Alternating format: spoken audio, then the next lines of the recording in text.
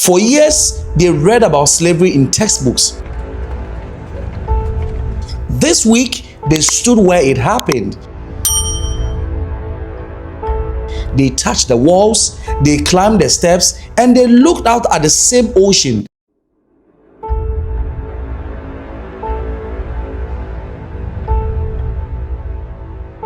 And something shifted.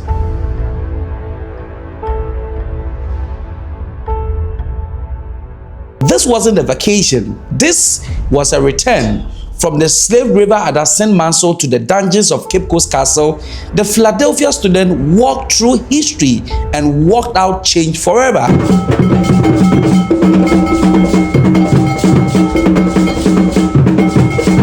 And today's video will break it down after spending 9 solid days in Ghana. If this is the first time, don't forget to like, comment, subscribe, and share the video. Now let's get into the story of the West Philadelphia student journey in Ghana. Guys, if you've enjoyed this video so far, please do me a huge favor and hit the like button and subscribe. These videos take quite a long time to make, so if you could help me out, I'll love you forever. Thank you all for your support. Now let's get back to this crazy story.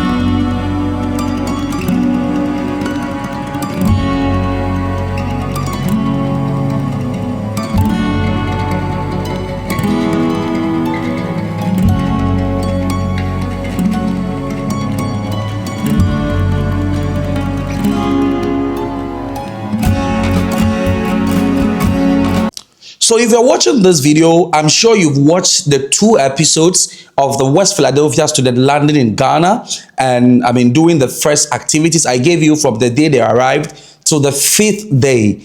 It ended in Assin Manso. But today I'm bringing you exclusive report and videos from their trip in Assin Manso, what really happened to them, and then to the Cape Coast Castle, and then there up to the 9 days, which is today. In fact, tomorrow, which is Saturday, will be their last day in Ghana, and they will return home by Sunday, rest on Monday, and resume school on Tuesday. On Tuesday, when they go to school, they are going to write whatever they learn. So this wasn't just a relaxation for them. It was actually an educational trip for these students to know their roots, where they come from, and learn. And the country they chose was Ghana. And so on the 5th day, the students visited the historic Assin Manso Slave River. Now, the Assin Manso Slave River was the last bathing place for enslaved Africans before they were taken to the coast.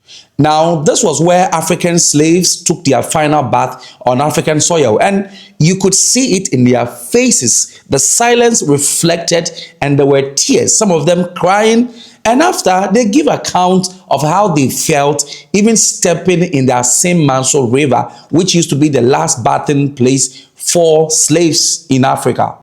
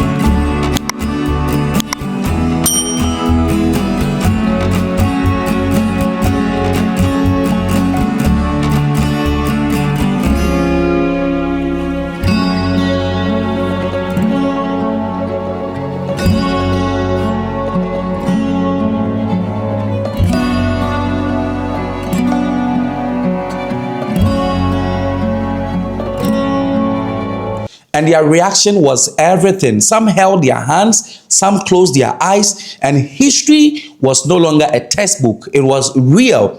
And for many of them, this was personal.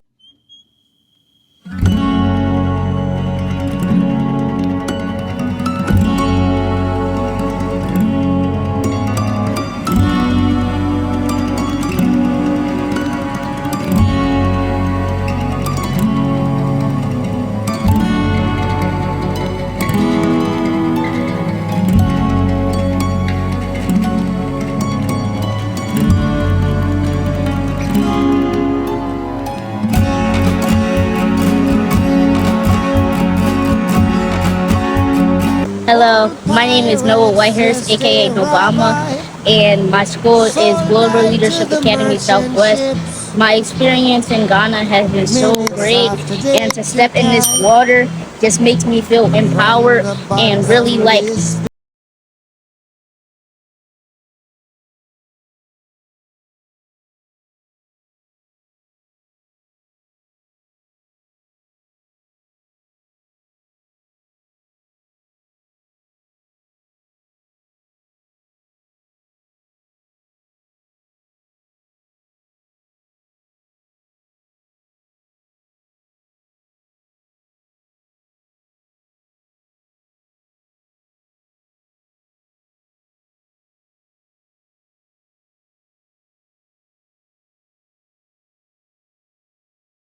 wanted to say thank you to my ancestors. Hello, my name is Naomi Belichiu.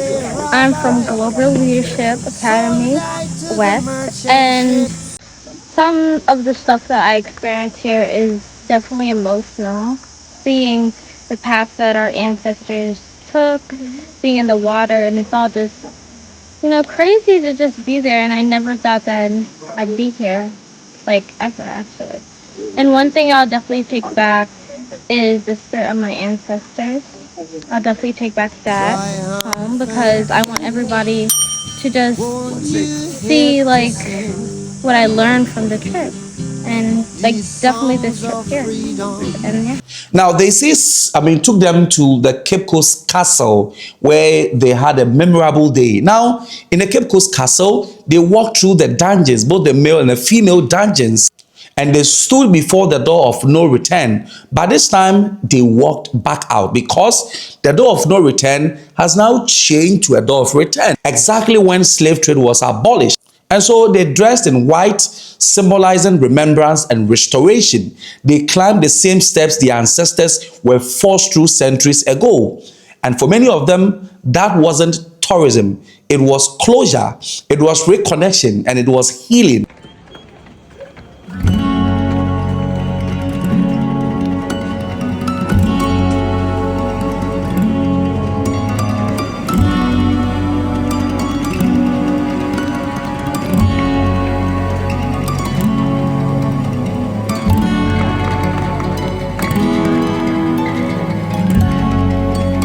Well, so I want to recognize as well, okay? I would like to recognize everybody for being able to express their feelings yesterday. I say, Zai. Recognize. I said that with recognition. Recognize. I would like to recognize that. They also visited the Ghana International School, which is one of the premium schools in Ghana and in Africa for that matter, one of the best schools that you can ever attend. So they visited, and the journey then shifted from history to the future. They visited the Ghana International School. There, they interacted with students their age, they shared stories, they exchanged ideas, and they compared cultures, and something powerful happened. They realized they are more alike than different. Education became the bridge between continents, and they really had a memorable day at the Ghana International School.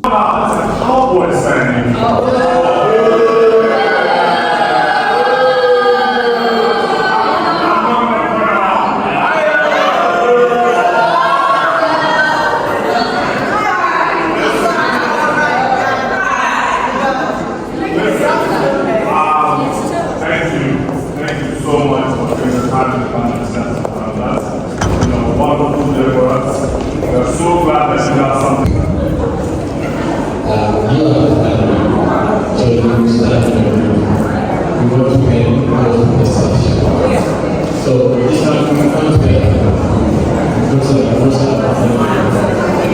They also visited the Ghana Tourism Authority. Then came an official visit to the Ghana Authority where they met with officials, and there they asked questions about citizenship, how to become a citizen of Ghana. They were taking them through all of that. They asked questions about heritage tourism. They learned how Ghana is positioning itself as the gateway of the diaspora. And this wasn't just a trip anymore. This was diplomacy. This was reconnection at an institutional level. Locally and internationally, we sell Ghana. So everything in here is about tourism. We say we do tourism. So you are welcome to the hotspot of tourism in Ghana. This is where it happens. I read so much about him and really was looking forward to that opportunity. After that meeting, he thought, well, I'd want to visit Ghana. And coincidentally, we were organizing last year's Diaspora Summit.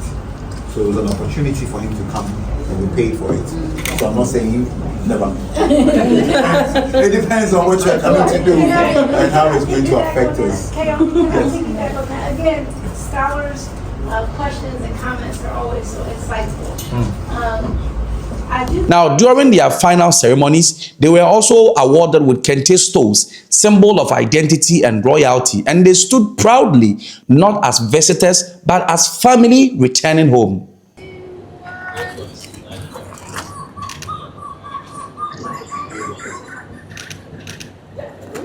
We're gonna say we came home. On 3. One, make sure there's lots of life in it. 1, 2, 3. We came home. In the next few days, if you are watching this video, they will be leaving Ghana. But they are not leaving the same, because they came searching for history.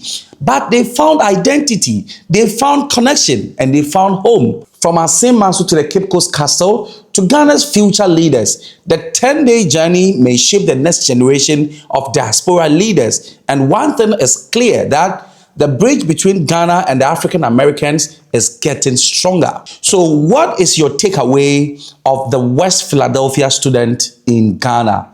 Leave your comment in the comment section, and don't forget to subscribe, because I'll be bringing you their departure, exclusive videos of their departure before they leave Ghana. Don't forget to like, comment, subscribe, and share the video. It's a wrap for today. And so